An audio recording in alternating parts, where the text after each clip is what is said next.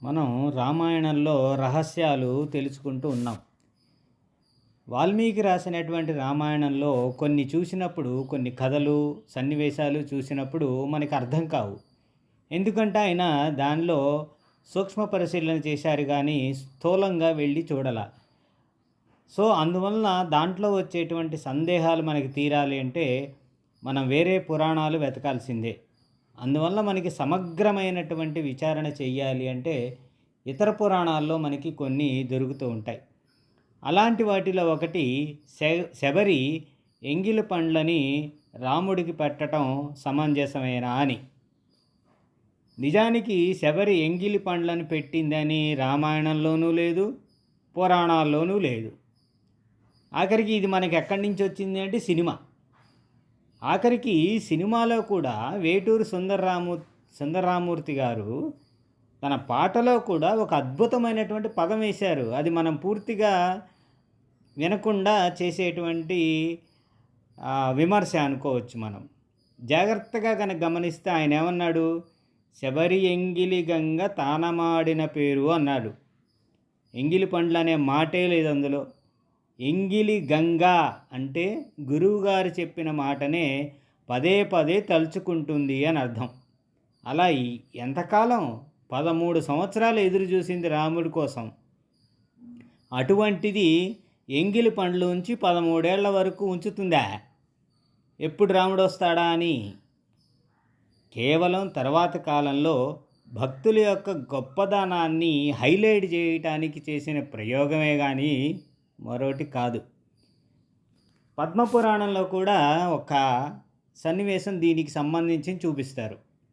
రాముడు చిత్రకూటం చేరుకునేటప్పటికీ శబరి గురువు గారు ఎవరైతే నరమాతంగ మహర్షి అంటాం కదా, వాళ్ళు ఇతర గురువులు శరీరాన్ని విడిచి పైలోకాలకు పోతూ, అమ్మా శబరి, ఇన్నాళ్ళు నువ్వు మాతోనే ఉన్నావు కదా, మరి మేము పైలోకాలకి వెళతా ఉన్నాము, నువ్వు కూడా వస్తావా అంటే, లేదు లేదు నేను రాముడి కోసం చూస్తున్నాను అంటుంది. అప్పుడు వాళ్ళు కూడా, అవును నిజమే అమ్మా శబరి, మన ఆశ్రమానికి రాముడు వస్తాడు, నువ్వు వాళ్ళని గౌరవించాలి అన్నారు. సరే అంది. వాళ్ళు వెళ్ళిపోయారు. వెళ్ళిపోయినా కానీ అప్పుడు ఆమెకు ఐడియా రాలా.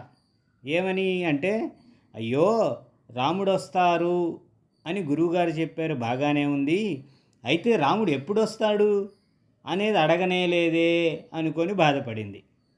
సాయంత్రం వస్తాడేమో అనుకుంది. అరటి పండ్లు నుంచింది, రాలా, కుళ్ళిపోయినాయి. ఈసారి అలా కాదు, 2-3 రోజులకు వస్తారేమో, అప్పుడప్పుడు తీసుకురావటం కష్టమైద్ది అనుకొని 2-3 రోజుల వరకు బాగుండేటువంటి పండ్లను ఉంచింది. వారమైనా రాలా. ఈసారి ఇట్లా కాదు, 5 ఏళ్ల వరకు పాడైపోయినటువంటి పండ్లు అంది. నిజంగా 5 ఏళ్ల వరకు పాడైపోయిన పళ్ళు ఉంటాయండి? ఉంటాయి. అవే గుమ్మడి పండ్లు. ఆ గుమ్మడి పండ్లను ఉంచిందంట, కానీ రాలా. అలాగ 13 ఏళ్ల తర్వాత కానీ రాముడు రాలా. కానీ ఈలోపు ఏం చేసిందో తెలుసా శబరి? ఆయన ఎప్పుడొస్తే అప్పటికి తగినట్టుగా ఉండేటువంటి పండ్లు ఏముంటాయా అని వెతుక్కుంటూ అన్ని చెట్లు చూసింది, అన్ని పండ్లని రుచి చూస్తూ వెళ్ళింది. అలా అరణ్యంలో తిరుగుతూనే ఉంది. చివరికి ఈ పరిస్థితి ఎంతవరకు వెళ్ళిందంటే, వెనకటికి ఒక పక్కింటి ఆవిడ రథం ముగ్గేస్తుందంట. ఈ రథం ముగ్గు వేస్తూ వేస్తూ వేస్తూ దాని యొక్క తాడు ఉంటుంది కదా, రథం యొక్క తాడు, ఆ తాడు పొడుగు పెట్టుకుంటూ పెట్టుకుంటూ 3 ఊళ్ళు అవతలికి వెళ్ళిందంట. అలా తానుండే చోటు నుంచి పంపానది తీరం దాకా 80 మైళ్ళు వెళ్ళింది శబరి. అక్కడ ఆమెకి కబంధుడు కనపడ్డాడు, తినబోయాడు. అప్పుడు రాముడిని తలుచుకుంది.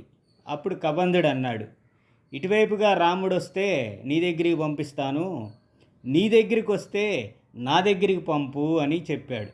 అంటే ఈ 13 ఏళ్ల పాటు చుట్టుపక్కల ఉన్నటువంటి చెట్లు, చెట్ల కాయలు, పళ్ళు అవి ఎలా ఉంటాయి, వగరా, చేదా, తీప, ఇలా అన్ని రకాలుగా ముందుగా రుచి చూసింది తప్పితే రాముడికి ఎంగిలి పండ్లు పెట్టనే లేదు. మహాకవులు భక్తుల గొప్పదనం చూపించడానికి చేసిన ప్రయత్నమే ఇది. ఇలా రామాయణంలోని రహస్యాలు ఒక్కోసారి ఈ రామాయణంలో మనకి కనిపించవు, వేరే పురాణాల్లో దొరుకుతాయి. ఇలా శబరి కథ మనకి కొంత పద్మపురాణంలో మనకి కనిపిస్తూ ఉంటుంది.